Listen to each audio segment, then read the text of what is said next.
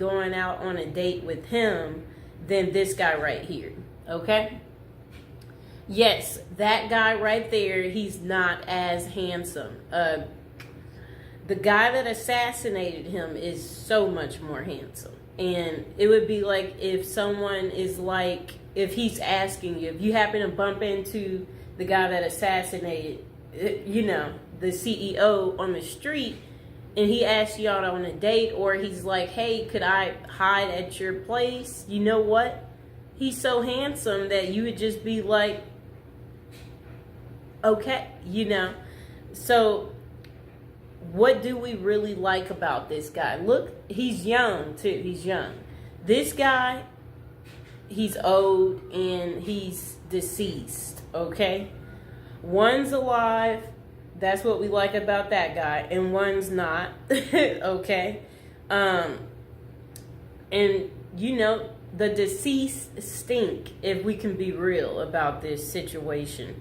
Yes, so one is handsome and one is not handsome. Do we need to waste any time there on why you would like to hang out with the guy that, you know, I'm just saying, you know, I'm pretty normal. I know some of you might be afraid to talk about how attractive the guy is that they're in search of. But, you know, if they capture him, what we have to say is this. At least we will be able to write him letters and, you know, we'll be able to keep track of him. But you have to remember, you know, he's single right now. We know that much because, you know, if he was married, then I can only imagine, you know, his wife would just naturally come forward and be like, that's my husband, you know. So we know he's single. So that's good news for us ladies, okay? You know, but I mean, well, let's not fight over the guy, you know. We hope that they get him, because when they get him, then we'll be able to write him, right? And yeah, we imagine that he has so many admirers. Yeah, so one of these guys is a coward and one is not. You know, that's pretty much all I have to say about that. Now would be a good time to like the video, to subscribe.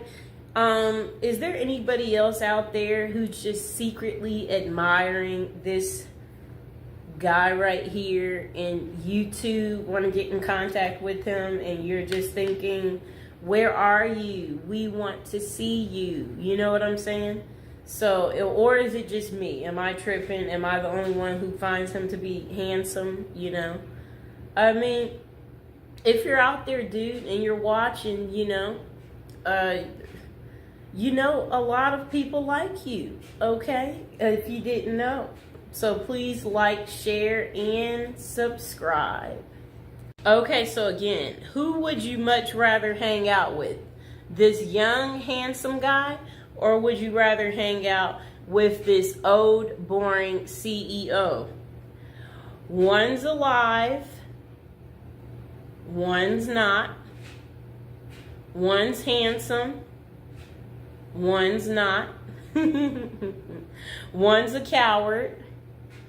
One's not. And to the guy, if you are out there and you are listening, how does a girl get in contact with you? Okay? I can't be the only one who wants to know, you know. Also, deceased people, you know, they stink. I mean, can we be honest here, people? I'm just saying, you know. This guy, look, he's young, and look, he's got a nice smile on him. You know, this guy right here, he's smiling, but honestly, he's not all that easy on the eyes. Can we just be real for a second? But you like me, you would like to hang out with him too, right? If he asked, sneak me in, you would just be like, okay, right? Like, you would just fall for whatever he's telling you to do. And it's not because you should, it's just what would naturally happen. I can't be the only one who is feeling like that. And today we're going to talk about Rikers Island.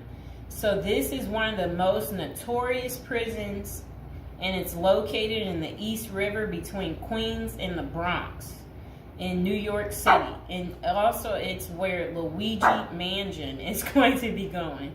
Okay, so it's named after Abraham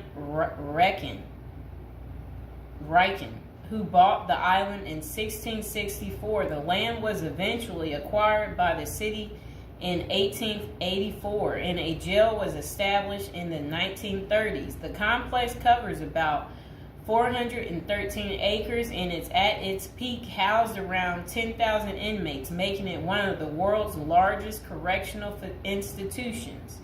A diverse inmate population is held inside Rikers, and most prisoners are there temporarily awaiting trial, serving short sentences, or awaiting transfers to other facilities.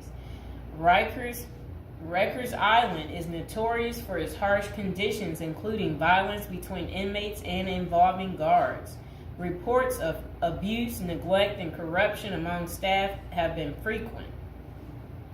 The treatment of inmates with mental health issues has been a particular concern, with critics arguing that the facility is ill-equipped to handle such cases appropriately.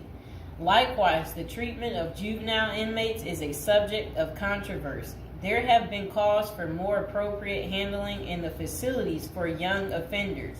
Numerous lawsuits and human rights investigations have targeted the conditions at Rikers Island, often focusing on issues like solitary confinement, the use of force by guards, and the prolonged detention of inmates awaiting trial.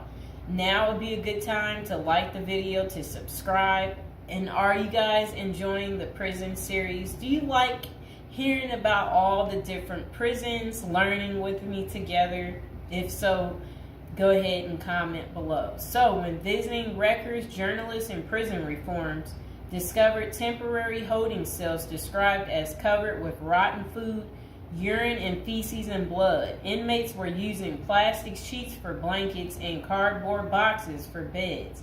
Maggots crawled over everything. Up to 26 men were crowded into a single cell where they used plastic bags as toilets. Prisoners kept in holding cells, which should be used for only 24 hours or less, often stayed there for more than a week awaiting transfer. In that time, food and medical services were not routinely provided. Now let's hear that paragraph again, just a small bit of it.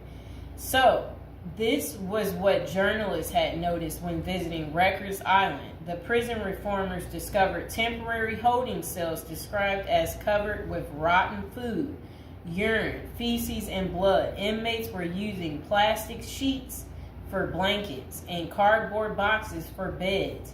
Maggots crawled over everything. Up to 26 men were crowded into a single cell where they used plastic bags as toilets. That does not sound good, does it, people? It's disgusting. So over the years, there have been various attempts to reform Rikers Island, focusing on improving conditions, reducing violence, and providing better mental health care. Amid mounting pressure, activists and political leaders have urged the city to close Rikers Island.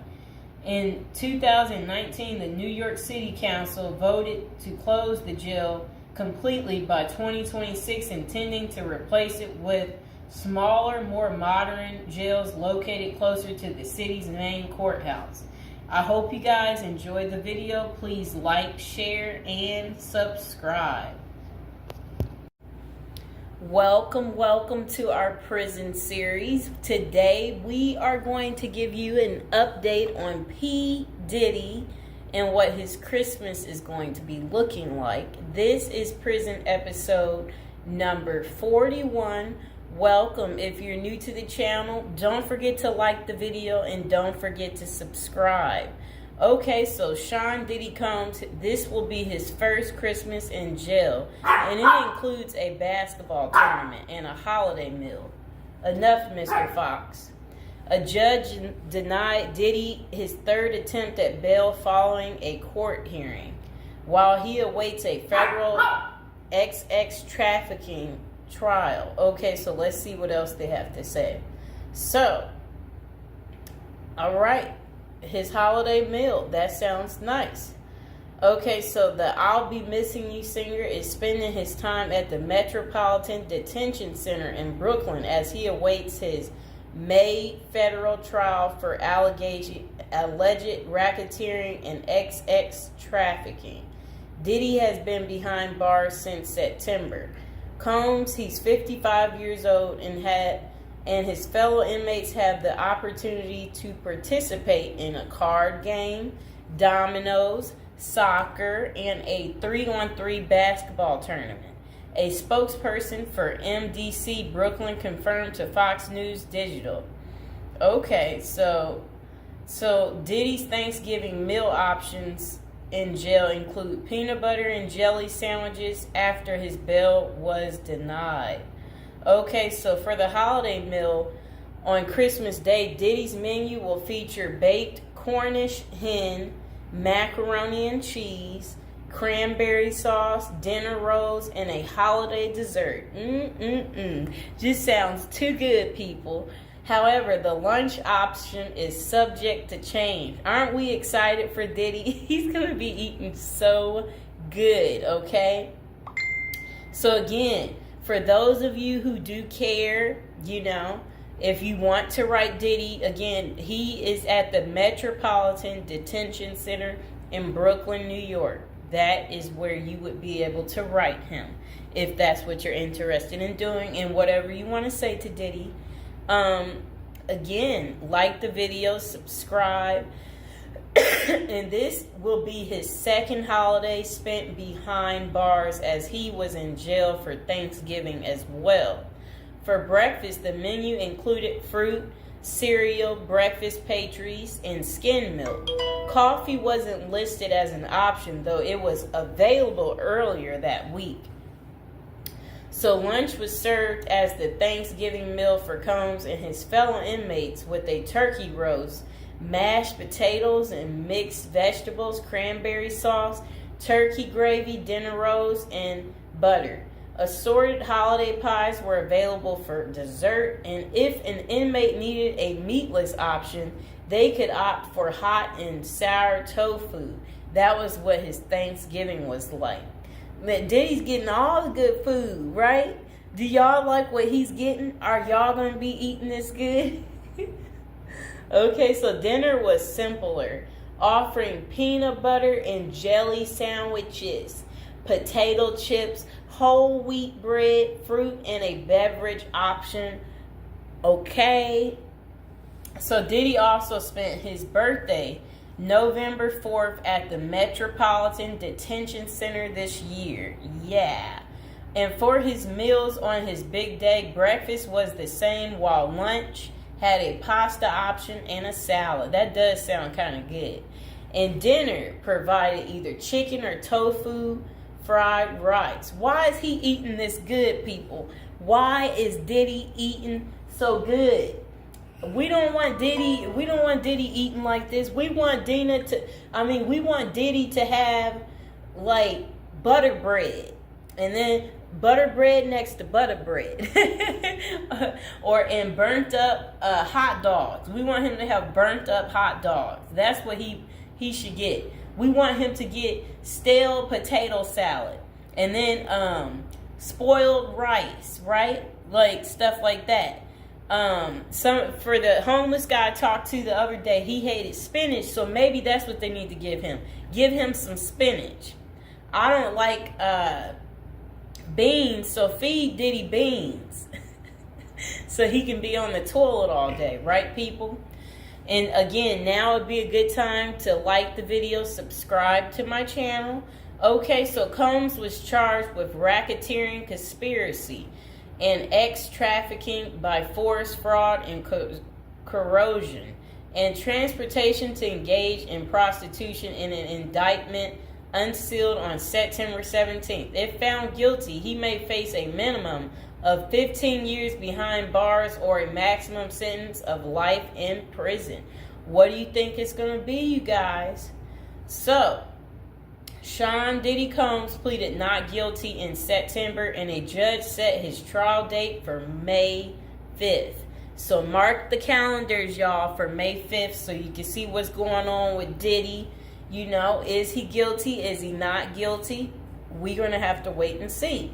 So authorities say Combs ran a criminal enterprise through his businesses, including Bad Boy Entertainment, Combs Enterprises, and Combs Global, among others. He used firearms, threats of violence, verbal and emotional, physical, and lots of other abuse to fulfill his sexual desires, according to the unsealed indictment previously obtained by Fox News Digital.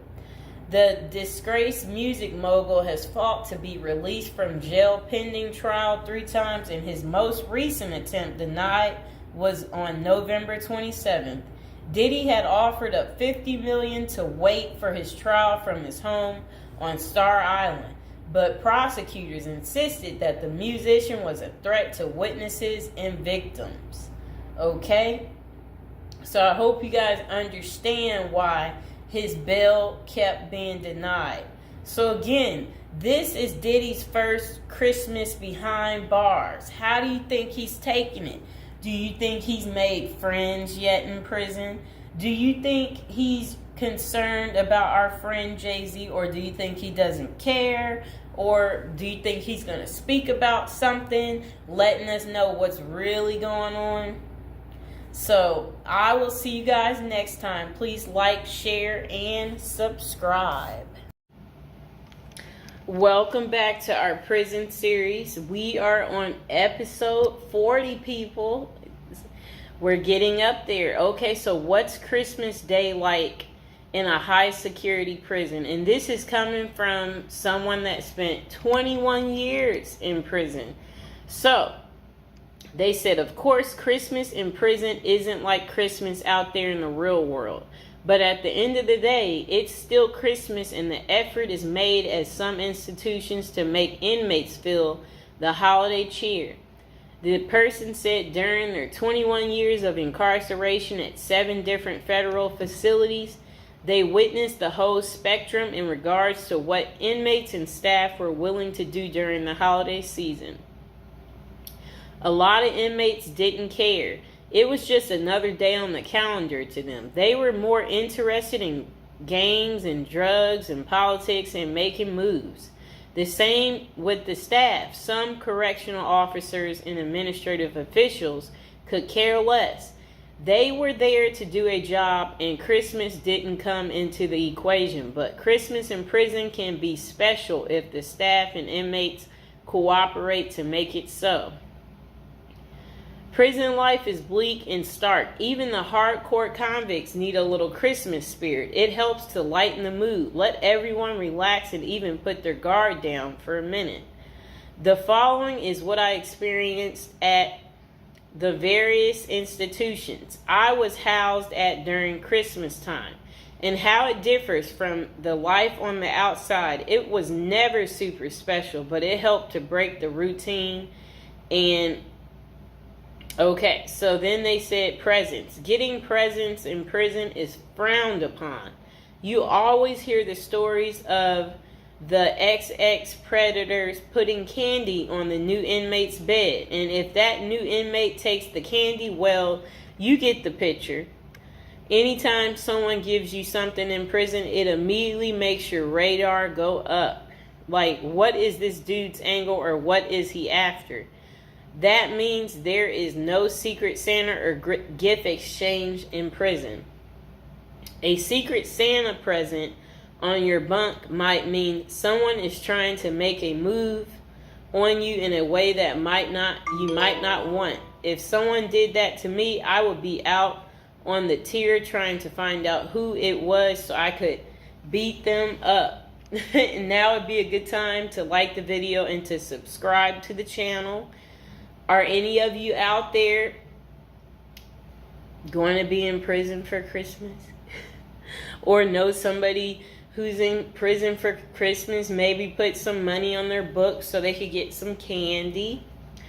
Okay, but saying all that, the staff does give out Christmas bags every year, and that is a big event. It's a big bag of candy with Reese peanut butter cups, Hershey's chocolate bars, honey buns, grandma's cookies, and much more. Yum. Honey buns, grandma's cookies. Okay, so a nice bag of exclusive items that you don't normally get. As soon as the staff gives out the bags and then unlock the doors, it is a pandemonium on the tiers as the block turns into the New York Stock Exchange. And everyone is bartering their items, trading them off and selling their bags. I've seen prisoners trade cigarettes and drugs for Christmas bags. Everything in prison, even Christmas bags, becomes currency. Wow, people.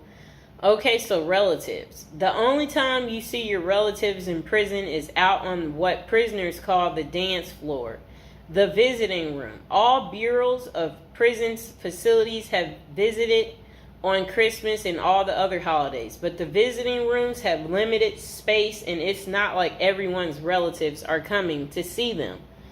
Okay?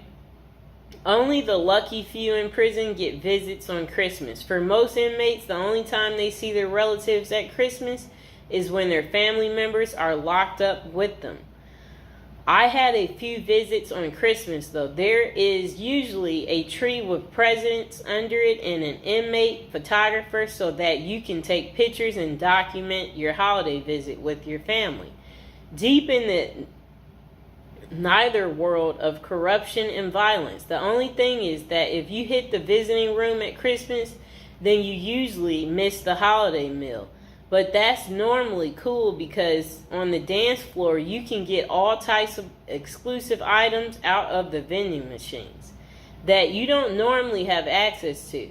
So it's a double bonus. You see your family and eat good, at least by prison standards.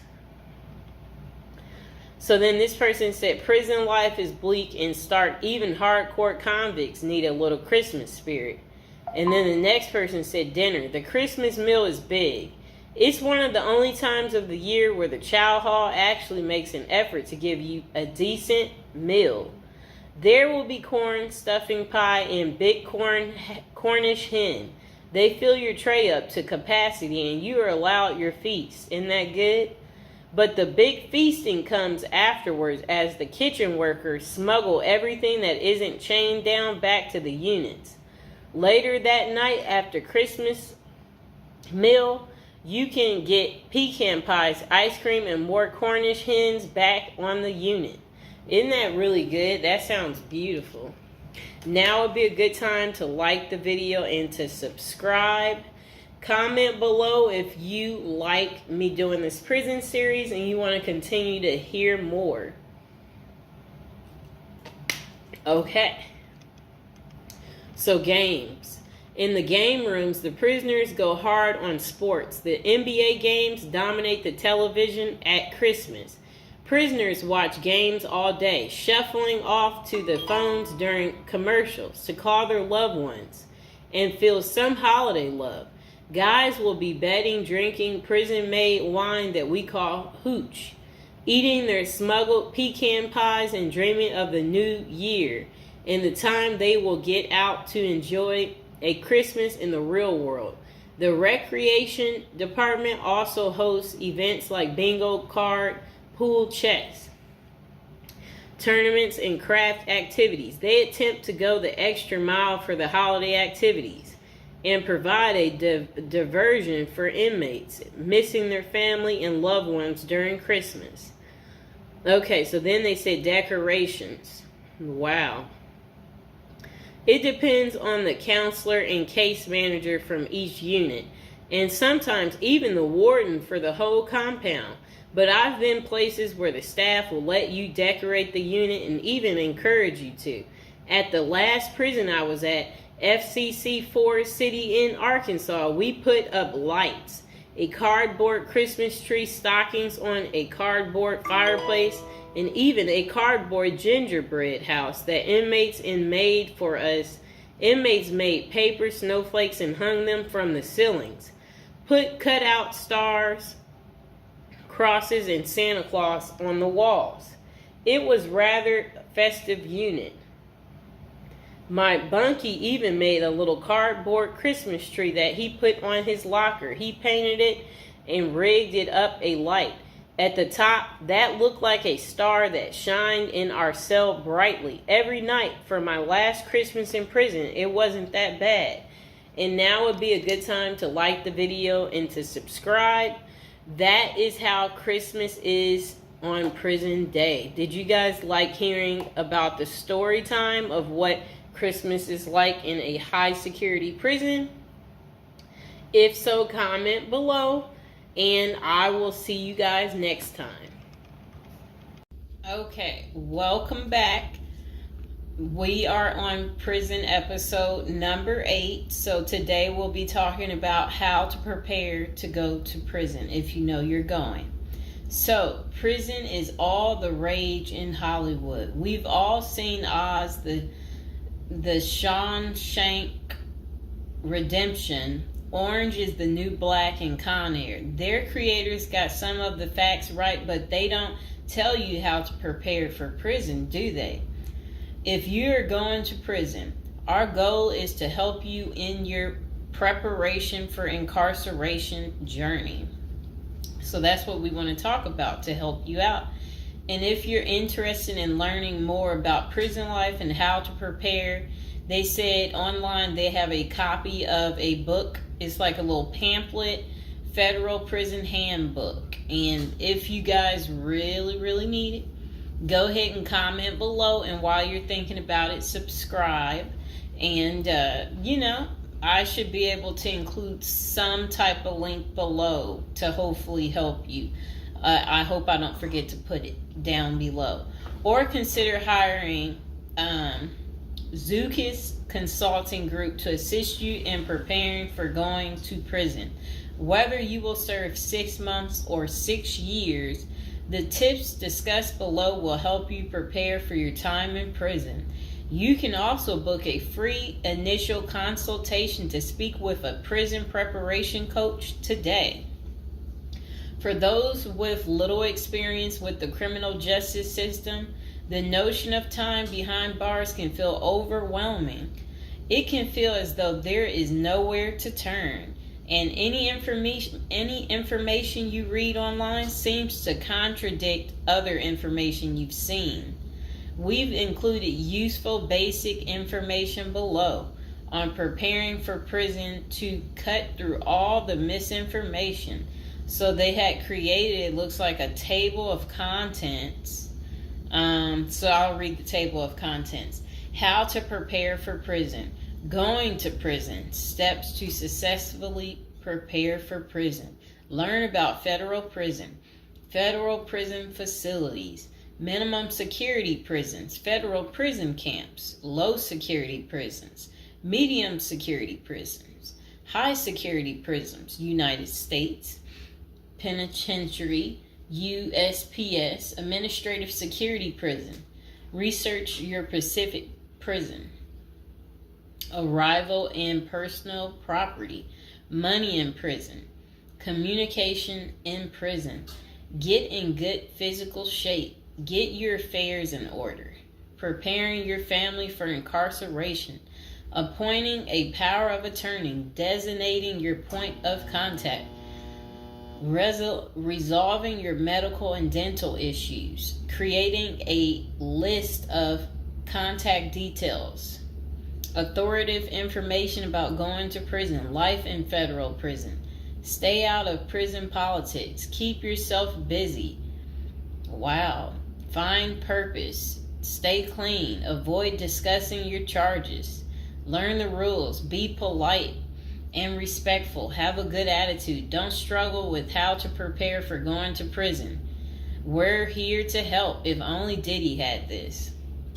Okay, so now let's get into how to prepare for prison.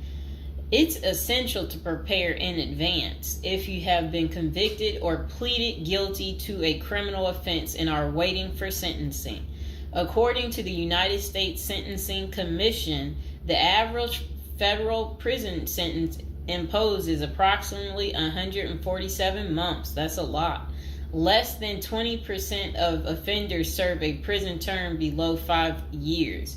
This means no matter the nature of your offense, your confinement to federal prison will likely disrupt your normal life for a minimum of a couple of years. Essentially, adequate prison preparation eases the transition to your new life behind bars. It might not take away the hard realities that follow losing your freedom, but knowing what to expect and how to navigate your life inside the prison can be the difference between a smooth transition and a turbulent offset.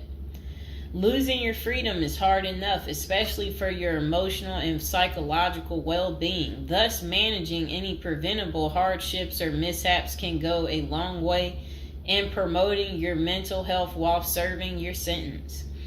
At Zeus Consulting Group, we help potential federal prisoners prepare for their incarceration by equipping them with information to navigate their life behind bars. Our criminal justice system largely fails to reform convicts. Hence, if you are keen on going through your sentence as smoothly and as quickly as possible and transitioning back to an active life afterward, we are here to assist you. If you get in touch with us immediately after your conviction, our team can offer expert coaching on making a favorable impression at sentencing to secure a more lenient judgment. In addition, we coach our clients on how to live a meaningful life during confinement by cultivating their abilities, keeping them out of trouble, and developing an excellent record. These are essential factors that can enhance your overall life in prison and improve your chances of serving a shorter sentence. Okay, now let's get to the part talking about going to prison, steps to successfully prepare for prison. At the Zuski's Consulting Group, they walk through the various steps you need to take adequately to prepare for a smoother transition in your life in prison. Generally, criminal conviction comes with potentially life-changing consequences, and the period before incarceration is the hardest for most people and their families. We understand you may be stressed and anxious about what lies ahead. For this reason, we are committed to providing you with essential coaching that you can implement immediately to get you ready for custody. Let us take a look at some of these preparing for incarceration tips. Learn about federal prison. Depending on the nature of your offense, the court might order you to self-surrender, or you may go into the custody of the U.S. Marshal Service. Whichever way, you need to arm yourself with knowledge on what to expect in the federal prison you report to. This means reading quality prison preparation books and speaking with a knowledgeable advisor who has ideally done substantial prison time in the system where you will be incarcerated and at the same security level. So if you know someone who has served as much time for you as the same charge that you have, that's the mentor you should be talking to and linking up with to learn more about what prison life might be like. Okay, so it says the Federal Prison Handbook, the definitive guide to surviving the Federal Bureau of Prison, is the best book for this.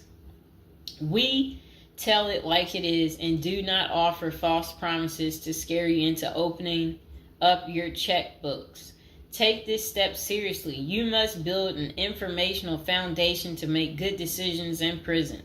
Federal prison facilities. There are over 100 federal prisons across the nation, and they operate at 5 different security levels: minimum, low, medium, high, and administrative. The security levels are determined by features such as security barriers, presence of external patrols, detection devices, guard towers, type of inmate housing, cell or dormitory, staff to inmate ratio, internal security measures. Below is a rundown of the features of each of the security levels. Okay, so it says minimum security prisons, federal prison camps, dormitory housing, low staff to inmate ratio, limited or no perimeter fencing, work and program oriented, prisoners with less than 10 years remaining plus minimum violence history. Okay, so that was for minimum security prisons, which is federal prison camps. Okay, so low security prisons mostly is dormitory or cubicle housing, higher staff to inmate ratio compared to minimum security prisons, double fenced perimeter, strong work and program offerings. Prisoners with less than 20 years is what low security consists of. Medium security prisons, mostly cell type housing, higher staff to inmate ratio compared to low security facilities, strengthened perimeters, wide variety of work programs, greater internal controls, all types of prisoners but with less than 30 years remaining on their sentencing.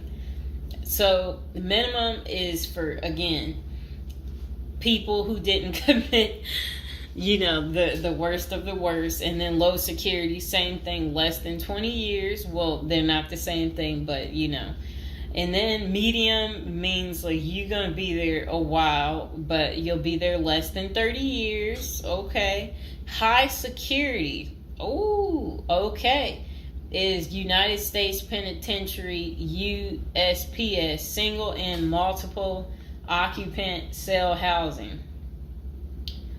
Highest staff to inmate ratio, highly secure perimeters, close control of inmate movement, all types of prisoners, but sex offenders and informants are highly likely to be victimized. Administrative security prisons. Administrative security federal prisons have special missions, for example, pretrial offender detention, treatment of seriously or chronically ill offenders, confinement of escape-prone, violent, or extremely dangerous inmates. So that's administrative security prisons. So, all right. Okay, so administrative facilities include federal medical centers, federal detention centers, the federal transfer centers, and others. Please see our Administrative Security Federal Prisons page for more information about these institutions. Operations and privileges such as leisure time vary widely at each security level. At the Zuskis Consulting Group, we can help you understand the implications of being held in any prison, regardless of the security level. But generally, through the Federal Bureau of Prisons, BOP, ultimately decides where to confine you. Your attorney may request your designation to a facility that best fits your needs. Okay, just a moment.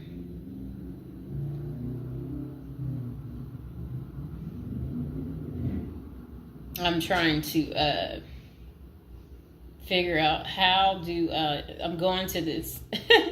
Let's see.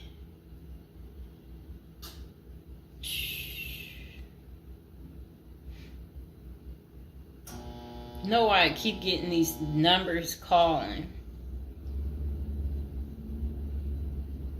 Okay, back to where we were. Research your Pacific prison. If you are ordered to surrender, go to our federal prison profile section and locate the Pacific profile of your upcoming prison.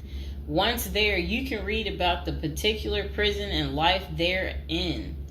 You can also download the Prison's Admission and Orientation Handbook and commissary forms. These will provide an overview of opportunities available at the prison and protocols for education, recreation, housing, health, psychology services, and more. This is a valuable Prison Pacific information that can be very helpful in your journey in preparing for incarceration. Okay, so arrival and personal property. Whichever prison facility you are designated to, prison staff from medical case management and psychology services interview and screen you upon arrival. Later, you join the admission and orientation program for formal orientation into the facility's procedures, programs, policies, and services. Moreover, BOP restricts the personal property you can take when entering the prison or retain during your stay. Criminal defendants who self-surrender to their institution may keep the following items: plain wedding band, plain earrings for females, legal documents, orthopedic or medical devices, approved religious items, prescription glasses. While you surrender in your civilian clothes, you will be given an option to throw the clothing away, donate it, or mail it home. The prison issues you clothing, bedding, and hygiene items upon arrival. In addition, you may purchase items such as shoes, recreational clothing, food items, personal care items, and others from the prison's commissary. Sounds like the military. Once you are in custody, there are specific guidelines regulating possession of any of these items. We at the Zuski Consulting Group can help you get ready for custody by explaining these processes and privileges. Money in prison. You can have money in federal prison, but the funds remain in your inmate trust fund account. These funds may be used for commissary purchases, telephone, email, and other authorized activities. Appoint someone you trust to act as a business or financial manager. Your spouse or attorney or close friend, you may want to give this person power of attorney and arrange for the bank to allow them to make withdrawals from your account. Arrange to have them send money monthly or quarterly if you can afford it. Ask for between $400 and $700 a month. This will allow you to spend $360 at the commissary each month. Use a maximum of 300 minutes of phone calls each month. Purchase MP3 player songs and use the BOP's inmate email system. This investment will make your prison time go by faster. It's worth the expenses if you and your family can afford it. So again, ask your family to send you about $400 to $700 a month, because the commissary, they allow you to spend $360 a month, and then they're just saying that use a maximum of 300 minutes, of phone calls each month, and then you should be able to use the inmate email system too. In addition, your family and friends can send you money through MoneyGram, Western Union, United States Postal Service. Please see our page on sending money to federal inmates to learn more. Note that your account number must be affixed to all such transactions. Funds sent through MoneyGram and Western Union are processed every day of the week, including holidays. Communication in prison. Communication with family and friends is essential during your time in prison. In addition to fostering your emotional well-being, maintaining ties increases the possibility of successful re-entry into the community. The Bureau of Prisons provides the following communication avenues for prisoners and their families and friends. Inmates and receiving parties have the option to pay for phone calls. The scaled-down email service allows federal inmates to email with approved contacts, but the inmate must pay for any time spent drafting or reading emails. Inmates may send and receive mail through the U.S. Postal Service. Prisoners may receive subscriptions directly from the publisher without prior approval, newspapers, magazines, and journals. Okay. Get in good physical shape. Exercise has immense health benefits, both physical and mental. It is normal to get depressed as you contemplate preparing for incarceration. However, exercise can help keep stress levels down and allow you to focus on what matters most, creating a positive transition to better your experience in prison. You will have plenty of time in prison to develop good fitness. However, starting now is beneficial as you equally need your energy levels at peak as you rush against time to get your affairs in order.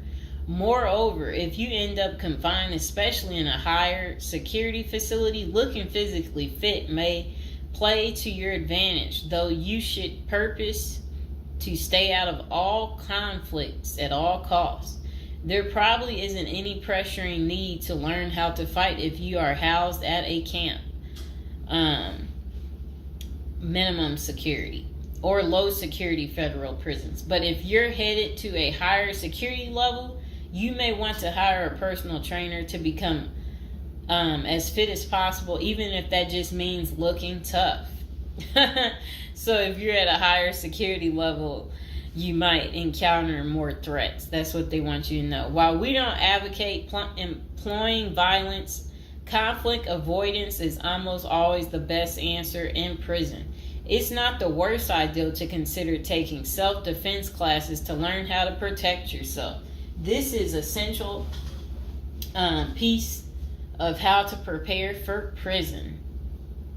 Violence in prison is genuine concern, and people do get hurt. A fight is never a good idea, but you need to prepare in the event of everything going wrong and escalating into conflict. Get your affairs in order. Going to prison is the last thought on anyone's mind. Even when your case goes to trial, you always hope there's a chance of fighting the allegations and winning the case or earning a lenient sentence. That does not involve imprisonment. It is understandable if you are still in denial and hoping the case might turn out favorably. However, denial only works against you, as it may hinder you from taking advantage of the short time you have to get your affairs in order. Before losing your freedom, even if there is a slight chance of getting a lenient sentence, preparing for prison is essential if things don't go as expected. Some of the matters you need to take care of include preparing your family for incarceration. Your family will be devastated by the idea of you being locked up and the potential dangers it might subject you to. It may take a while before they come to terms with the likelihood of living without you. However, you need to sit down with them and discuss life without you. If you are the primary provider, you may need to organize how bills will be paid in your absence. This may even mean working at downsizing the family's lifestyle if there are not enough funds to maintain the same lifestyle. If you live alone, you need to make arrangements for your property so that debts do not accrue in your absence. If you have young children, they may not understand the long-term implications of your absence at the moment, but it will soon affect them, so you need to plan the best way to help them cope. Consulting a psychologist is vital, as they can suggest ways to help both you and your family cope in the short and long term. Lastly, it would be best to inform your family that they can reach you either through email or written correspondence. They should also expect you to call them regularly or through video visits whenever possible. While preparing for incarceration is critical, maintaining family contact while you are away is equally as important. Okay, next is about appointing a power of attorney. Generally, a power of attorney grants another person the ability to control your affairs in your absence. This could be your spouse, parent, child, sibling, or trusted friend. If you appoint someone other than your spouse, you could grant the power to two people who should consult each other before making any decisions about your affairs. This may eliminate conflict and guarantee extra safeguards against misuse of the powers.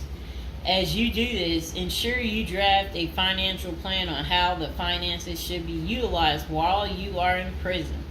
You may also want to create a rough budget of your financial needs in prison and coordinate how the money will be channeled to your commissary account. Designating your point of contact. Before surrendering to prison, ensure you identify a primary point of contact. This could be a family member or a close friend. We can work with this primary point of contact as questions or issues arise. Additionally, this person will be able to better advise your family and friends of your status, location, and information. Please note that prison staff seldomly release information to family members. For example, if your family calls your unit team seeking information about your status or healthcare matters, they will not release information. With this being said, we have our clients sign a release information authorization, thereby enabling prison staff to disclose information to our team members. Next says resolving your medical and dental issues. Medical and dental services are available in federal prisons. However, they may not match the standards of your current providers. Care is often substandard, slow, and usually not forthcoming. This is a crucial element in preparing for prison. You will do yourself a big favor by dealing with this now and not waiting until you are in prison. If you have pre-existing medical and dental issues, get an evaluation from your doctor before surrendering. Likewise, it can be a very good idea to update your glass prescriptions and resolve any dental matters before surrendering. It can also be helpful to obtain complete copy of your medical records from your doctor. If you take any prescription medications, ask your doctor to draft a letter explaining what the medications are, and what underlying conditions they treat. While you can submit these documents to your prison's health service upon arrival, our team can also use these in cases of prison staff not adequately treating medical conditions. In these cases, it is critical that we have underlying documentation, as this helps us motivate prison healthcare staff. Creating a list of contact information. Before going to prison, prepare a list with contact numbers, mailing addresses, email addresses for all the people you may need to contact during your confinement. This way, you will not get stranded whenever you want to contact a particular person. Additionally, try to fit this contact list on one double-sided page. Many receiving and discharge officers will allow self-surrendering inmates to retain this page. If not, we also recommend our clients provide us with a copy of their contact list. We overnight this contact list to our clients on the day of their arrival. Authoritative information about going to prison. In the past, people used to go to prison utterly oblivious of what lays ahead and would endure untold hardships before they adjusted to their new life. This is not the case today. There are dozens of books, guides, and other programs that help defendants prepare for their life behind bars. While we cannot attest to other firms, books, or products, our team regularly assists clients preparing for prison. Here are a few of our book offerings: Prison Education Guide, Federal Prison Handbook, Directory of Federal Prisons. While waiting for your sentencing or self-surrender date, ensure you gather as much information as possible to enlighten yourself. Most prison preparation resources are written or produced by ex-convicts who have served long sentences in federal prisons, or experts who have worked closely with the inmates and are familiar with the criminal justice system. Researching widely and reading available credit resources can be an eye-opener enabling you to adjust to your new life quicker. Aside from reading prison preparation books and guides, you may also seek out prison consultants to answer your questions and provide insights on the ins and outs of prison. For instance, at Zeus Consulting Group, we help criminal defendants develop strategies to prepare for prison and successfully reintegrate into society. Our objective is to help you develop an informational foundation to make good decisions once in custody. Life in federal prison. Before commencing your federal prison sentence, you need to know how to prepare for federal prison with a survival guide and tricks. Assuming you have gathered as much information as possible about what your life in prison will be like, here are some tips to enhance your experience. Stay out of prison politics. You do not have the liberty to choose your neighbors in prison. You meet people from different backgrounds, some possessing extreme opposite personalities, ideologies, and outlooks on life. Despite the sharp differences, you may have to share the same facility for years. In ideal circumstances, people should embrace diversity, but not so in prison. Conflict of interest and prison politics are the order of the day. However, it helps by maintaining a low profile throughout your stay. Otherwise, if you indulge in politics and things turn ugly, it may compromise your chances of coming out unscathed. Keep yourself busy. Federal prisons require medically able inmates to work. As soon as you arrive, ensure you find a job that you will enjoy. If you don't obtain a job on your own, prison officials will assign you a work detail. We advise our clients against this approach since it often means working long hours in the kitchen. Some examples of the positions you may want to consider include plumber, inmate orderly, food service, warehouse, groundskeeper, painters. While some of these prison jobs require long hours, others are no-show jobs where you sign your name on a sheet and leave. While federal prisoners are paid for their work, wages tend to be meager. For example, federal prisoners typically earn 12 cents and 40 cents per hour. These funds are deposited into your commissary account, which you use to buy personal items. I'll repeat that again. Oh, sit down, Mr. Fox. Sit down. Sit down, baby. Prisoners typically earn 12 cents and 14 cents per hour. Okay. Okay, that's crazy. So when in prison, find purpose. A period of incarceration equals a lot of available time on your hands, which can be positive or negative. It's your choice. Many positive activities in prison can help you find purpose in life, even help you improve your circumstances upon arriving.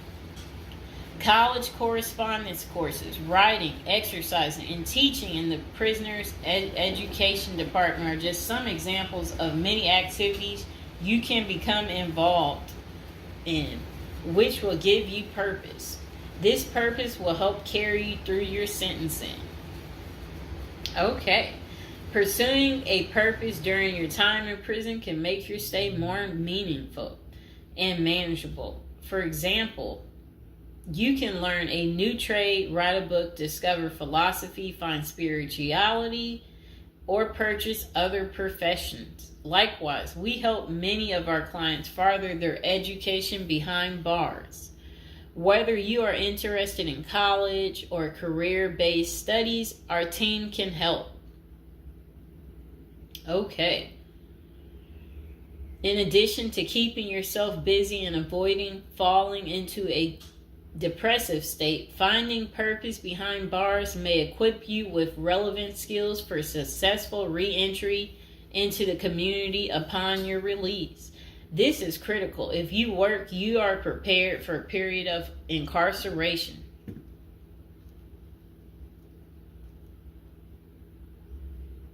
So, yes, that's very critical.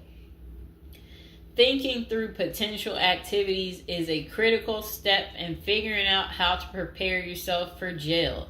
How you find purpose is up to you. One of our clients, a doctor before his incarceration, spent his time helping those who need physical therapy. Find something that works for you. It is a good idea to put a plan in place so you can focus on the day of release from the time you enter. Avoid discussing your charges. When first entering prison, many inmates receive the prison 411. Other inmates want to know who you are, your criminal charges, your sentencing, and other relevant information. Whether someone tries to bully this information out of you or a friend in prison asks, do not fall into the temptation to disclose your case details. Many things can go wrong if you do so. For instance, a fellow prisoner could make a deal to serve less time in exchange for the information, especially if the details are incriminating. Also, the nature of your crime might cause you to be victimized, especially for sexual-related charges. Please contact us at the Zeus Consulting Group if you are concerned about these types of disclosures.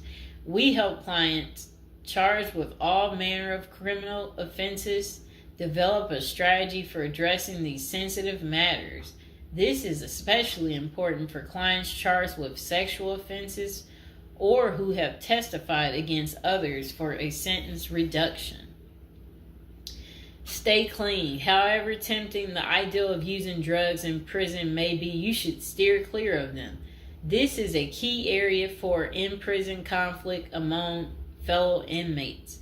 Likewise, inmates caught drinking alcohol or using drugs are often severely sanctioned. While this can be an appealing avoidance avenue, especially when struggling with depression, this is not the answer. Our team can help you develop better coping mechanisms. No matter how deep you descend, keep in mind that drugs are not the solution. If anything, they are likely to aggravate your mental condition. Always remember there are far better coping methods such as remaining physically active, finding purpose, keeping in touch with family and friends, if possible, and seeking professional counseling. Moreover, no matter how smart you are in concealing drugs, it is only a matter of time before the guards catch you. And when that happens, it may spoil your efforts of maintaining a clean record and dash any hopes you may have for an early release. Getting addicted also raises the chances of being indebted in other prisoners, bringing you into deep trouble and potentially making your life in prison intolerable. Learn the rules. Ignorance is no defense for prison rules, for prison rule violations. Even if you did not know they existed, breaking rules in prison can get you into serious trouble. Educate yourself as much as you can about the prison system, and particularly your upcoming prison facility. If possible, obtain a copy of the official rule book and read it thoroughly. And note, the team at the Zeus Consulting Group regularly defends clients in prison disciplinary hearings. Our team can research the underlying incident, draft a statement for you to issue to the disciplinary, and manage all internal appeals challenging a conviction. Then it says, be polite and respectful. Prison staff is often overworked and inmates tend to be depressed or otherwise dealing with personal issues. Since serving time in prison is often unpleasant, practicing active conflict resolution techniques is important. Tempers are likely to flare quickly.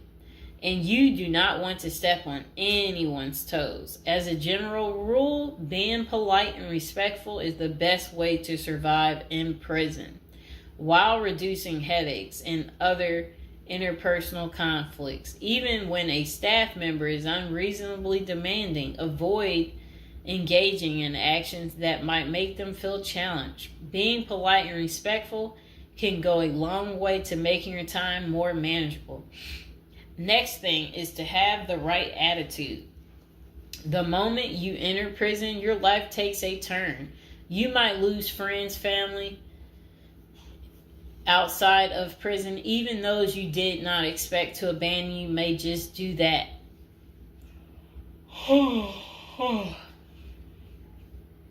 You are pretty much on your own inside prison. Other inmates may try to take advantage of you. Going to the guards for help is often a bad idea, and that can have serious repercussions. With such a gloomy situation, you need to polish up your attitude and prepare for incarceration. Having the right attitude can help you surmount the prison reality and build something positive out of the situation. The team at Zeus Consulting Group can help you prepare for the experience to come and plan for the unexpected. Prison time doesn't mean a death sentence, quite opposite. It says if you lost your license because of a criminal conviction, they can help you launch a new career. Okay. So they're just saying basically, there's no reason you can't leave prison without a degree or a better prospect for the future. Don't struggle with how to prepare for prison. It says that use the Zeus Consulting Group and let them help you.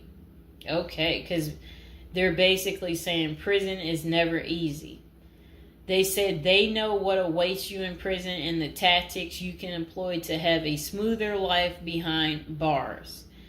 Going to jail or prison is never easy, but with directed effort, you can lead a productive life during this experience and after.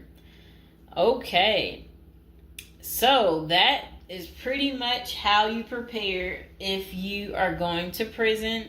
If you've watched this far, type in the comments below this far, and I hope you enjoyed the video. Please like, share, and subscribe.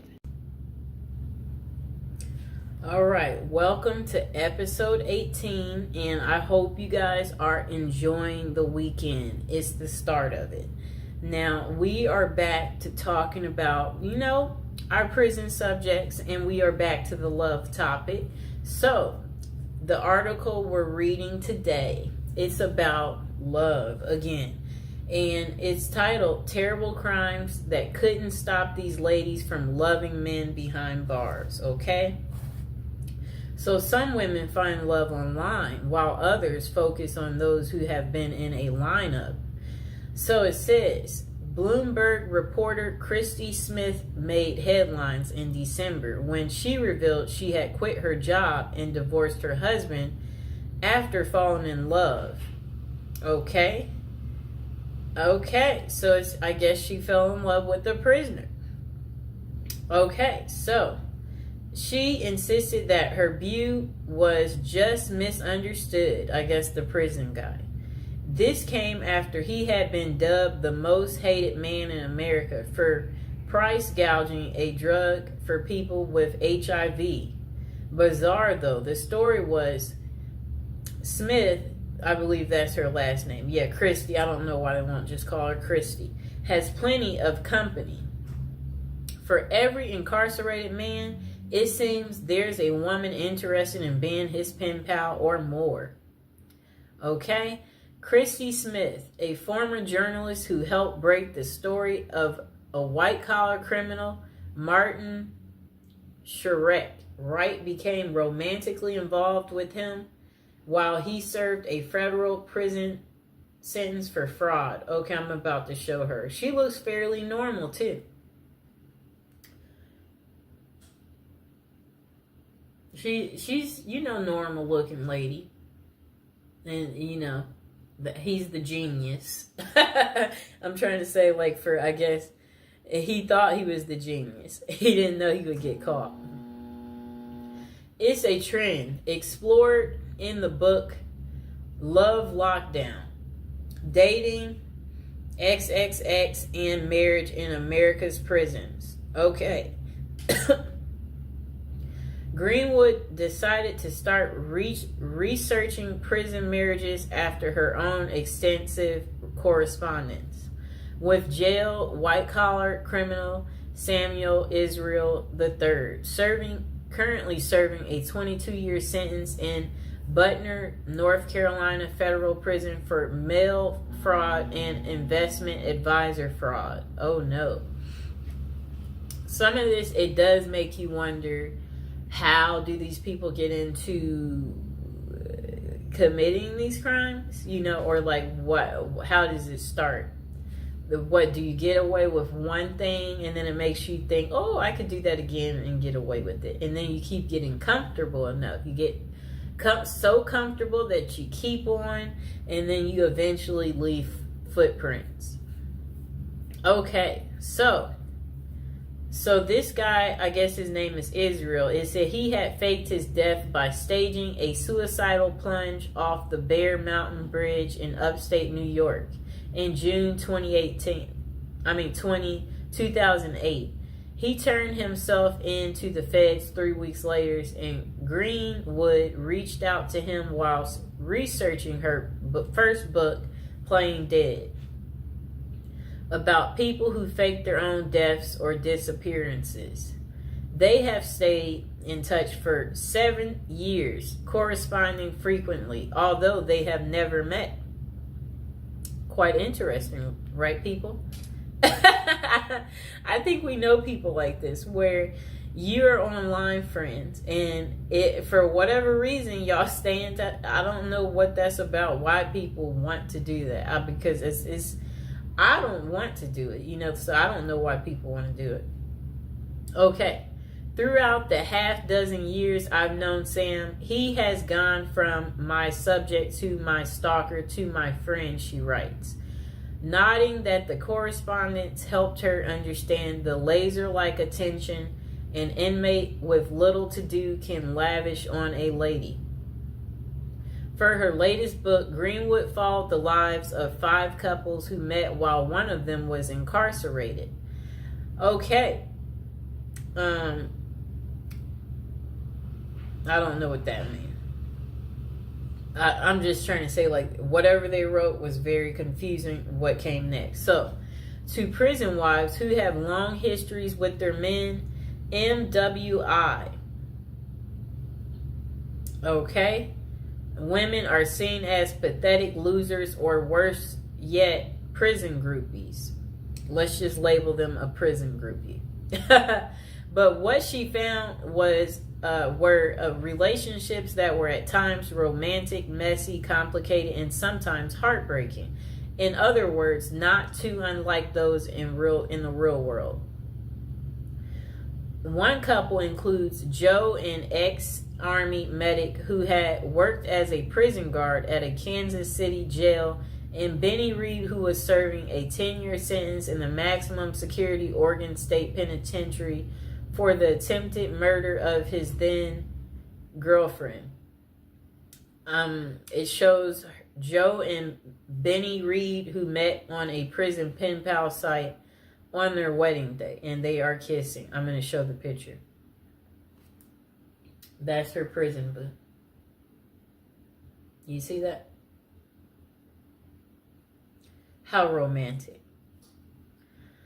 The pair met on a prison pen pal site. Joe knew the stigma of associating with a felon, but it didn't deter her. In recovery herself from an addiction to pain pills, Joe credited Benny with making me the best possible version of myself. I think these women tend to be very nurturing. They have a sense of wanting to be cared for, wanting to be caring for someone else, and men in prison, for obvious reasons, are quite needy.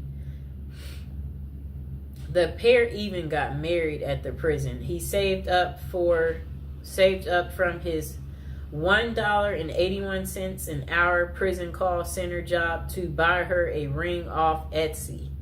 How sweet. But the relationship ended abruptly when Benny found other companions online. Are you kidding me? He still left her while in prison. That's crazy. It says, yeah, that's crazy. Oh my gosh. Wow.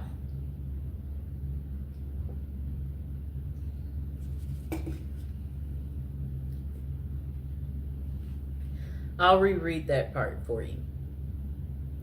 The pair had even got engaged at the prison. He saved up from his $1.81 an hour prison call center job to buy her a ring off Etsy. But the relationship, it ended abruptly when Benny found other companions online. Wow. Even in prison, they cheat and they're greedy. Just why do women fall for imprisoned men? According to Dr. Fred Berlin, director of the Johns Hopkins XXX and Gender Clinic, there tends to be this trait of intense mothering in prison wives, writes Greenwood. I think these women tend to be very nurturing. They have a sense of wanting to be caring for someone else, and men in prison, for obvious reasons, are quite needy. But not every prison wife goes into a pen pal relationship looking for love. Sheila Rule, a longtime foreign correspondent for New York Times, met Joe Robinson while doing volunteer work for a prison ministry. She was corresponding with more than a dozen inmates when a compelling letter came from Robinson, an East New York native serving 25 years for murder. Now, I have to look at this close up. I guess she was really lonely too. Okay, I'm looking at them. Oh, how are they in bed together? They must. She must like spent that one weekend day with him. This is funny. He has on regular clothes. Let me show the picture. Yep, she met him during her volunteer. Okay, so look. That lady I showed you, Sheila, a longtime foreign correspondent for New York Times, met Joe Robinson, the guy that you saw there, while doing volunteer work for a prison ministry. She was corresponding with more than a dozen inmates when a compelling letter came from Robinson, an East New York native serving 25 years for murder. As a pen pal, he was looking for a young lady, and Rule, who had been married twice, was in her 50s, 20 years his senior. She let him down and flat out told him that she couldn't be his companion but could be his friend. For a year, the two exchanged letters that were deeply vulnerable but very flirtatious. In 2003, he convinced her to visit him in person, where the relationship switched from friendship to romance. And they wed in 2005. That's 2 years later, after he convinced her to visit him. They've now been married 15 years, 12 of which Robinson was in prison. She says the marriage is happy and familiar, like an old shoe. That's so funny. Like, it's like a shoe. Still, Rue initially told few people about the relationship. When she decided to tell a friend she thought was progressive, the friend asked how she could be with someone charged with murder. I'm not marrying Joe's past, she told the friend. I'm marrying the person he's become. Do you like her excuse? So that's the end of terrible crimes. How it couldn't stop these ladies from marrying men behind bars. I hope you guys liked the video. Don't forget to like and subscribe. Let me know, are you enjoying the prison series? Is it very lovey-dovey? Is it giving you the romance that you seek in your life? And if you are enjoying it, let me know in the comments below. All right. Welcome to episode 17. Today we'll be talking about prison letters and why women love men in prison. Okay, it's been a while, but we are back. So this episode is about prison letters. The interest came when I received a letter from the Oregon Department of Corrections. It was from an inmate, and he was addressing someone he seemingly had a connection with in the outside world. The handwriting was perfect. The words flowed very well, and he clearly was trying to reach out to a woman who most likely lived in my home before me. Though the letter never reached the person it was intended for, it did spark significant questions, such as why do prisoners attract women so well? Does real prison love exist, or is it all a scam? And how do these prisoners learn to write so well in the first place? The myth, women must be twisted to fall in love with prisoners. Look, this phobia, I've never heard of it. Hybristophilia. When it comes to having a strong attraction to social deviants, criminals, and prisoners, hybristophilia comes to mind. This is a paraphilia where people are aroused by people who have committed outrageous acts such as cheating and crimes, including the R word and people who are murderers. The thing that makes this so interesting is that it is different for everyone. Some are more passive about it while others are aggressive. Okay, so it says passive hybristophilia. This is when someone is drawn to criminals but they do not act on it or try to assist them in any way. They may show passion through being an advocate for the prisoners or simply enjoy movies such as OITNB and Prison Break on a deeper level, whatever that means. I guess that just means you like watching shows that are very criminal. So I guess I can give an example of someone drawn to a criminal. Do you remember that movie called Out of Sight with George Clooney and Jennifer Lopez? Remember Jennifer Lopez in the movie? She was a cop. And George Clooney, he was the criminal. And remember, she got kidnapped by George Clooney. They created a romantic movie out of this situation. And J-Lo, she, had no man in her love life. Very good looking woman, And then here is this criminal that kidnaps you, and he's very handsome, okay? And you're just like, I'm finally getting some type of cool excitement, and you're like, look at this criminal. Like, why would I tell on this criminal? I never get this level of fascination. That's how J-Lo felt, So yeah, like at the end of the movie, they were trying to catch him, and the other cops asked her, did you see him? And she kind of like froze, like, because she's wondering, do I tell them? Because she is at work and she is in uniform. She's a cop. And she's like, no. Like, she's not going to rat on him because she fell for the criminal.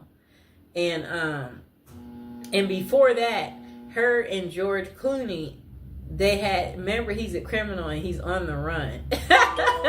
And she's a cop. So, yeah, he had her number, so...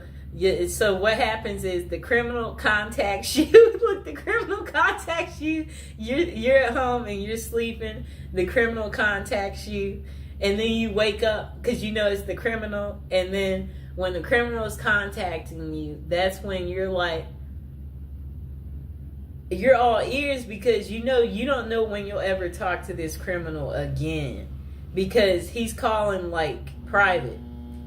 And you're enjoying this because you're like, where are you? I haven't I haven't heard from you in a while. I'm surprised to hear from you. That's what happened to her. He randomly calls, but she can't call him back because I understand this clearly, especially when you don't want to get caught in some type of way where I'm like, you know what, I want to be friends with that person, but they know this and that, so that could be bad, where you just, you have to think about certain things where you're like, it might not be the best to that's kind of what the criminal was feeling, because he knows at the end of the day she's a cop, and it's her job to bust people like him and put them behind bars. So anyway, they had their secret meetup in the movie, and their secret meetup, where they went out to dinner. They both was just, it was a night to just enjoy one another, talk to each other, clarify, yes, so why haven't I heard from you? And then he's like, well, blah, blah, blah, blah, blah. And then they had their one night of passion. It was an unforgettable, I guess, moment. That was her one night of fun. And then that was pretty much the end of it, and then she didn't hear from him anymore. It was a really, really good movie. Probably one of her best movies. Okay, so look, back to aggressive. The next one's called aggressive hybristophilia. This is where trouble can arise. These are men and women who proactively help the criminal they are attracted to. This means they could lure victims in, cover for criminals, bury bodies, and other severe acts. Bonnie and Clyde are the perfect example of this type. I'm trying to think, do I know of one like this? Where men and women help the criminal they're attracted to. This means they could lure victims in, cover for criminals, bury. Okay, I'm trying to think. That one I can't think of. It's not a fast one that just comes to me. Okay, so why do so many prisoners / criminals in relationships? The answer is quite simple. It is a mixture of hybristophilia, the desire for excitement from their mundane lives, the long distance passion, and the fantasy of it all makes people drawn to that lifestyle. In fact, there are over 40 different websites that cater to prisoner dating, such as meetaninmate.com. And then potential consequences. Though it would be nice to have a happy ending every time, there are significant consequences from dating a known criminal. For example, a book called Dream Lovers: Women Who Marry Men Behind Bars. Jacqueline Wilcox Bailey talks about a real-life incident. Two sisters walked out of their long-term, boring relationships to get with prisoners. When those men were released, one of the sisters was murdered, and the other was beaten and tortured, which sent her supposedly posed lover back to jail. I think they mean prison. With this as a possibility, always be aware of the dangers you could be subjecting yourself. If you decide to follow that journey, with that being a solid case, does that mean that all prison love is fake and they are nothing but predators? Then they said myth. There is no such thing as true love in prisoners.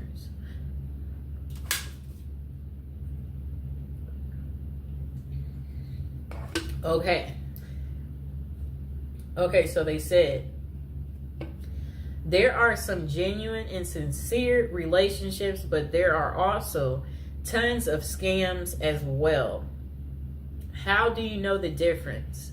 If you are reading a letter from someone behind bars and they ask for money in any way, it is likely a scam. Do not fall for it.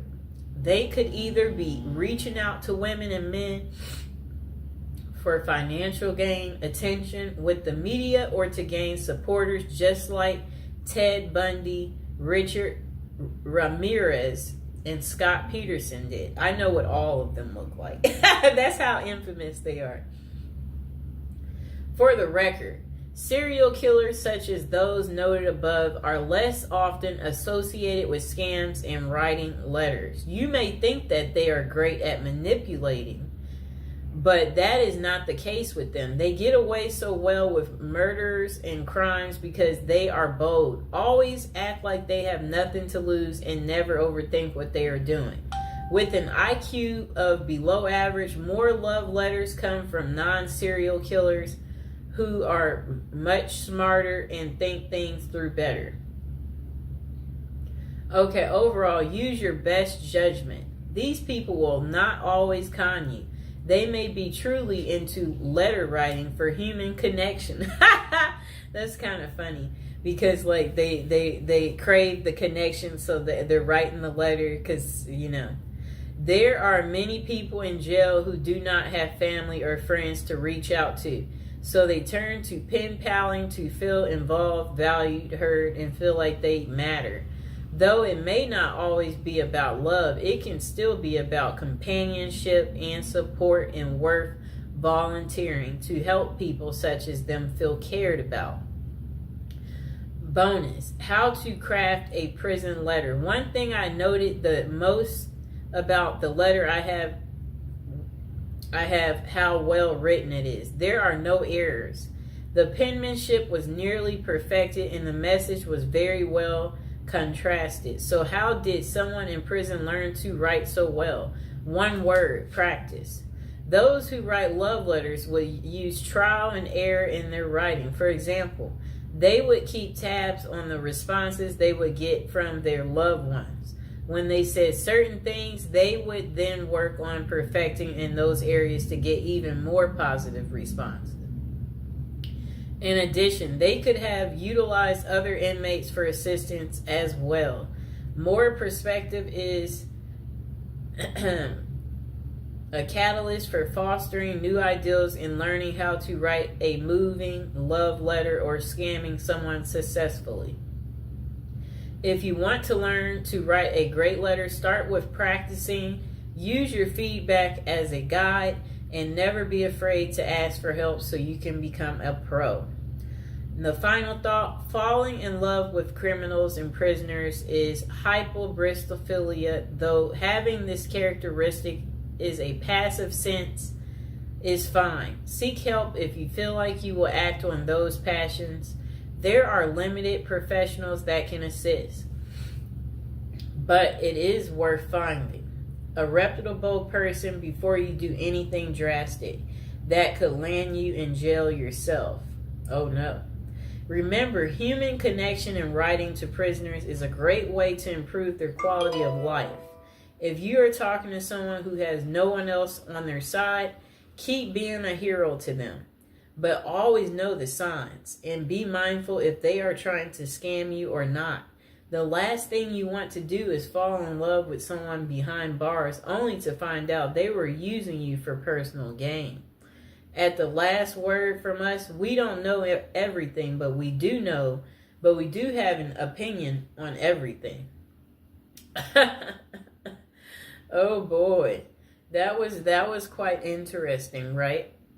Oh boy. That's what I have to say about that. I hope that, now you know why women love men in prison. I hope this has gotten through to you guys, so you get that deep understanding here, and you understand that, women can fall in love pretty much with anything, okay? So please like the video, please subscribe, comment below if you're dating a prisoner or if you want to date a prisoner. And if you are enjoying these episodes, let me know. Welcome to episode 2. Back on our Prison is a Retirement Plan for Seniors. And today we're going to be talking about people using prison as a retirement plan in Japan. Of all places. Okay, let's get to it. So they said seniors in Japan are having to steal just to cover basic expenses. But it's all part of their plan. You see, the sentence for their crime sends them to a place where they find a sense of community, receive free room and board, and have a caregiver 24/7. It's good to watch other countries who are older or more in depth to see what will happen to us. Well, 27.3% of Japan's citizens are 65 or older, practically twice that in the U.S. And these seniors are breaking into prison just to survive. Will Americans retirees be forced to do the same? Not if they start planning now with a financial professional. Here's a look at Japan's rampant retiree crime spree. So they said an article in Straits Times is titled "Rising in Old Jailbirds Turn Japan Prisons into Retirement Villages." It points out that a record 47,632 people in Japan aged 65 or over were arrested in 2015. Over 70% were caught for petty crimes such as shoplifting. When retirees have to steal just to survive, it's clear that their plan didn't include saving enough money to cover basic living expenses. What's worse is that Japan's elderly inmates are rehabilitated, kicked back into society, and stuck in the same boat they were before. They haven't gotten any younger, and they still don't have enough income. So do they get a job and start saving for their slow-go years? No, they steal a bunch of bananas for breakfast and get thrown right back into the slammer. About 70% of all current inmates aged 65 or older are repeat offenders. Why do these seniors live this type of retirement? Well, besides the fact that they did not plan successfully, their retirement strategy didn't include any plan for long-term care either. But prisons did. A roof over their head, 3 meals a day, no utility bills, and free unlimited health care are all provided. A research firm coined Japanese prison state-sponsored retirement villages, and one of prisons' demographics includes a 50.6 age average, with the oldest being 88 years old. That same prison was recently refurbished to accommodate their demographic, including 500 private well-lit cells, each with its own desk, chair, and well-lit cells, each with its... Oh, okay.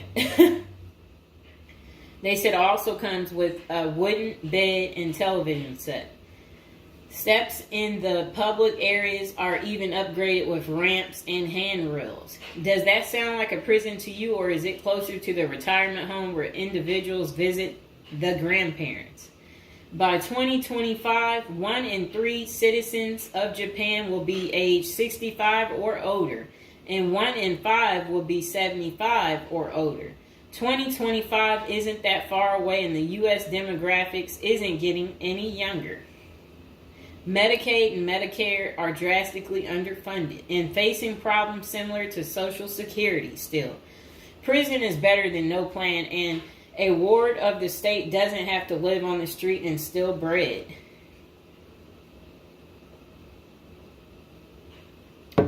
Okay, so that was pretty much the end of that. Do you guys feel sorry for them? Do you agree with it? Is this still your plan, your retirement plan, since you didn't plan? Or is it your backup plan? Is your plan A, plan B, plan C? Well, we will do another video about this coming up. Just be patient, and we will get to it, and we will find out if prison is going to continue to be the perfect place for you to retire. And again, if you're watching from prison or you were recently in prison, don't be afraid to like the video, subscribe, and comment below. Bye. Hello, welcome to our first episode.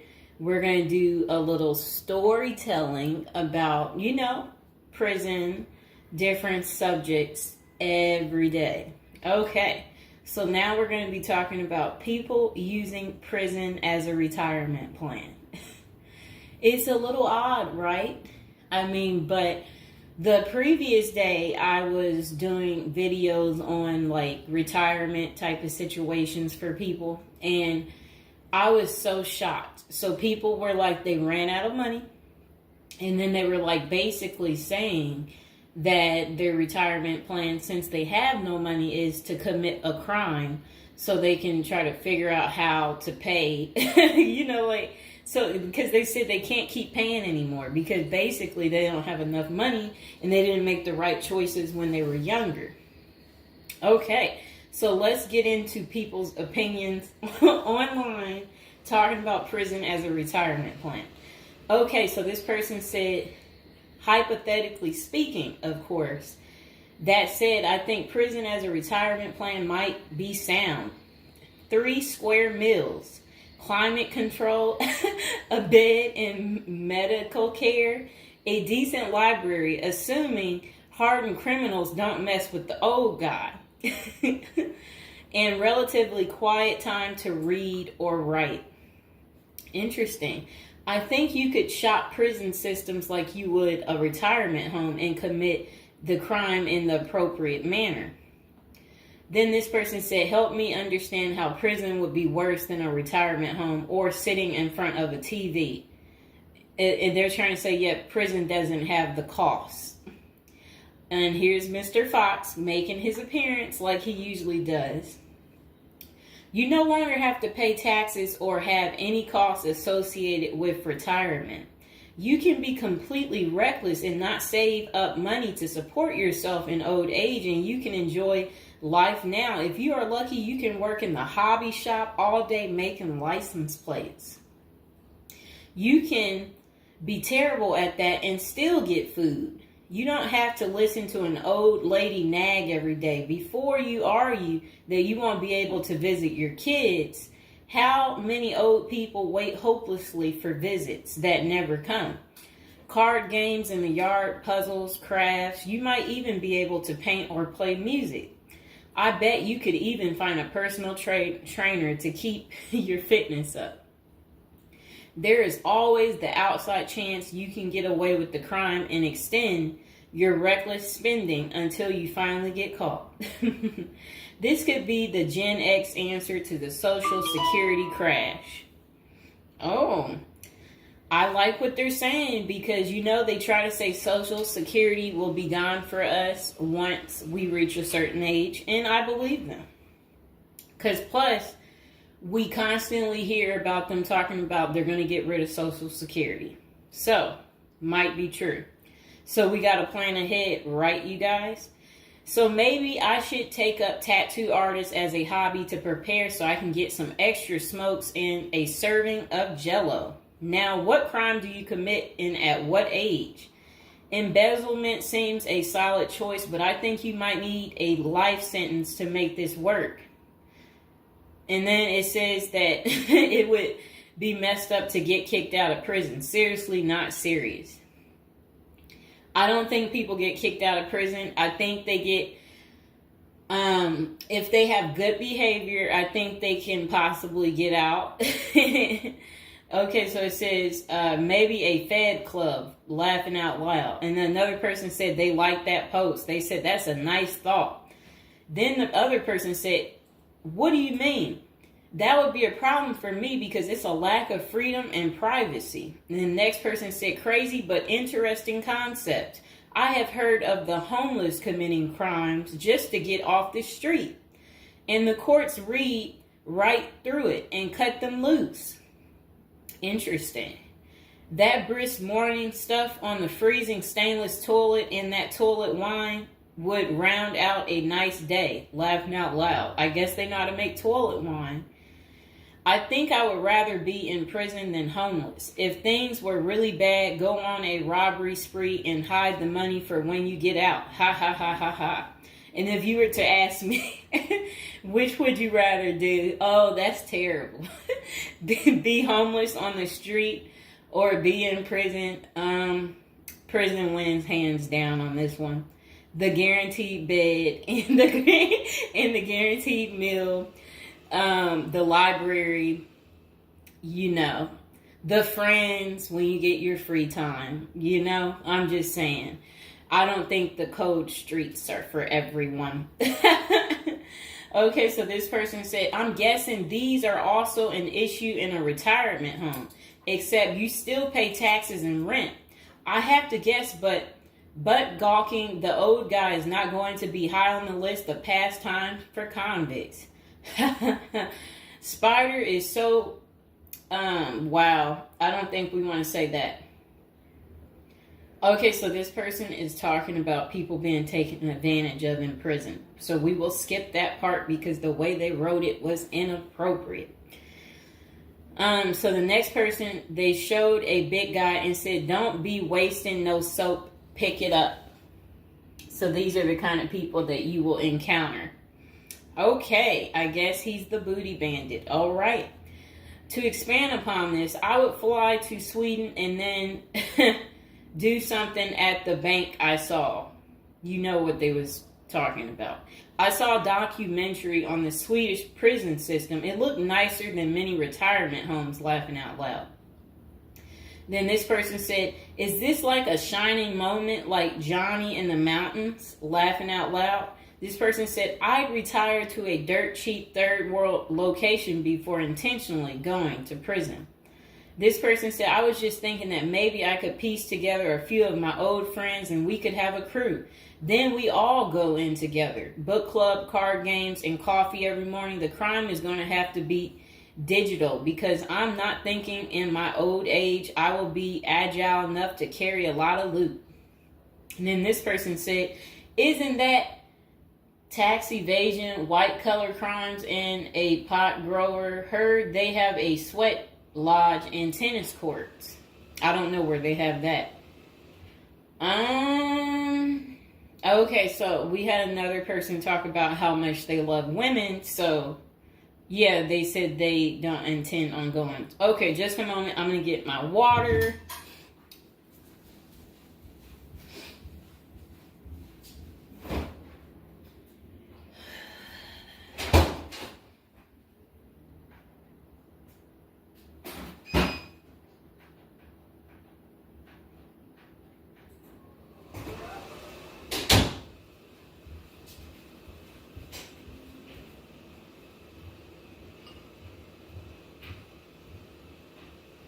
All right, it got a little hot. Okay. Now, this person said, I'd rather go to a cheap third world island and live life as a local fix-it guy. Putter around, live on the beach, fresh seafood, and a tan booty. Arr, it's a pirate's life for me, mates. Next person said, I took what looked like a shortcut one morning. And they're talking about something about a prison cop. I don't know what that means, and I'm not going to say it. Okay. This person said a failed bank robbery would be pretty simple federal crime. On the other hand, I think even a basic social security check will go pretty far in the Philippines, Mexico, and Colombia. I think they're right for those countries. This person said, my broke buddy is doing okay in Thailand. This person said, I'm thinking about spamming forums with CBD gummy ads. Certainly, committing internet crimes would make it a federal case and qualify them for a federal country club prison. And they said they're currently in beta testing phase. I'll let you know how it pans out. That's really sad. This person wrote this in January of this year. That's sad that this is what the people are doing. Well, at least you know what not to do. And then another person said, well, it worked out rather well for Otis. They showed a picture of some guy. I don't know who this guy is, but that's who they said it worked out for. And then this person said everybody has that one person that they weigh whether or not their demise would be worth a life sentence. And then this person said, well, nowadays all you have to do is agree with Trump, like say over at the Capitol, and post it online. And then this person said, P.S. I hear San Quentin is nice, happy face. And then they I guess posted something about that prison. The person is trying to say that the prison guards at San Quentin are friendly. I doubt that. This person said, you got too much time sometimes. And then this person said, I think if old age and life in retirement got so bad to the point I was considering prison, I would think I would eat a bullet first. Okay. This person says, take out a politician and live like an illegal immigrant. Better than the middle class nowadays. Whatever they mean there. This person said, first off, if you are a Gen X or younger, getting an SS payment, that crap is estimated to crash the year I qualified. We were taught that our senior year of high school back in the 80s, so we can't plan for that. Second, I think the chances for clean drinking water will be better in prison than in a third world country if you choose wisely. I didn't think about that. So stick to the U.S. prisons if you're really thinking about this. It said banks don't keep enough money these days. I think I will be too old to try and take down an armored car. Gotta go with a federal crime that is a light lift, maybe a Ponzi scheme. Does anyone want to pre-order a UTV? Question mark. This person said, might want to rethink your screen name if you're going with this plan of retirement. Just saying. Maybe something like Spider or Smiley, question mark. This person said, this is a nice big Ponzi scheme. Throw in some racketeering and evade federal income taxes. Just be sure. Plus you'll have a blast before you get caught. They did a little emoji with shades on the cool emoji. This person said if you land in a California prison, you even get yoga classes, free education, and you have a government-sponsored sex change. So you can end up in a female prison eventually. Rob, we won't say what they said there. Oh, wow. That's really sad what they put. You already know what they said if I stopped right there. Okay, hold on. The next person said, you're going to want federal minimum security. Identifying as a woman would have perks, but you would have to listen to your cellmates for the rest of your life with nowhere to go. This person said, we can tell that some of us have never been to prison now, can't we? And then this person said, only an inmate at RDP. I don't even know where that is. This person said, Social Security won't go away. It will just be reduced by about 25%. Hopefully all these millions of illegals will get work permits and start paying into the system so the cuts won't be needed.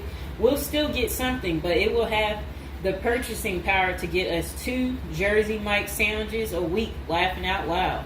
Next person said, the unwanted being taken advantage of in prison is a hard no for them. So they don't want to go because they're not interested in being taken advantage of by the same sex. Okay, good reason. This is what goes on in prison. Next person said, I nominate this creep as a test mule for your plan. I always wondered what happened to the creepy banjo kid from the movie Deliverance. This person said, okay, it turned bad. Okay, so we won't read that post. This person said, here's a retirement plan. Go to Mexico, denounce your U.S. citizenship, sneak back across the border, get free phone and benefits, and I hear in Maine you can get a housing allotment and a stipend plus free medical. This person said, one of you guys that works for me is a Venezuelan expat. He and his wife have been building/buying houses in Colombia as investors. Crazy cheap. He spends a couple of weeks down there a few times of the year and doesn't spend squat. Usually the airfare is the most expensive part of the trip. And then this person said, hey, that was my college meal plan. I had about $20 a week. I'd pay a cold Subway sandwich and eat about 2-inch slice a day. And then store the rest in the fridge. And this person said, I have one list that has 2 people on it and another is a page long, whatever they mean there. This person said, only one problem is that Social Security was put in the public fund illegally, so it can never actually run out of money. Of course, no politician wants you to know that. Our good buddy LBJ is who you can blame. Next person said, sounds like someone has a secret desire to get their crap pushed in. Just come on, completely out of the closet, bro. This person said, I worked in that prison. Numerous others as well. There are no tennis courts. Myself and crew were with general population. Inmates actually were on my crew as well. The good behavior guys. The stuff you don't hear about is massive. Daily crap goes down. We got locked in a security armory for hours as a riot/fight started. Literally locked us in for safety. Going through Sallyport down the halls with cells on each side. The more the blood stains from fights, it's not Hollywood. The most scary individuals are actually the guards. A few can be normal or 2 civilians working inside. Most don't separate good and bad humans very well, at least not behind the walls. I made a promise to my family and self I would never do a prison project again. It messed with our heads. You go in at 7 and literally can't leave until 3. No cell, no camera, no eye contact, no talking to inmates. They constantly try to talk to you relentlessly. I saw things in there that I will never leave my mind. I did meet an old lifer. I was taken to the guards' cafeteria for lunch. The cook had been in that same kitchen for 30 years.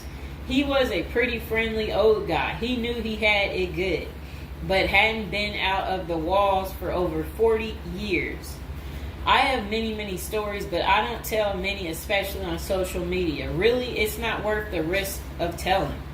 The women prison in downtown San Diego is really crazy scary. Many don't know right in the downtown is a maximum prison operated by one of the big business operations. Okay. Series not seriously a good topic. Okay.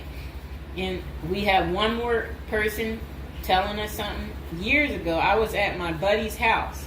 His older brother had just got out of prison. I didn't even know he had an older brother and no clue what he was in for. I remember he couldn't settle down at all, just hanging around in the garage. He couldn't stand still. And it was almost like he was looking to get in trouble. One Friday after work, I swung by to see what was up. The boys were hanging out in the garage, drinking beers. Steve was getting all irritated about something again. Basically nothing. And then out of nowhere, he blurts out, I ain't afraid to go back. I'm just a punk in a bunk. That's really funny. I got out of there. Too much of a scene. Okay. This person said they still think prison's a retirement plan. This person said, yeah, big perks. You'll also get, as Jim Jeffrey says, and yeah, so, all right, so that's the end. I couldn't say what this person said because it was very inappropriate. So that's the end of episode 1 for prison as a retirement plan. And hopefully, you guys think this through. If this is something you're really interested in for real, you will want to continue with the series of, me talking more about prison, so we can get you ready and prepared if that's really what you're into. If any of you out there are watching,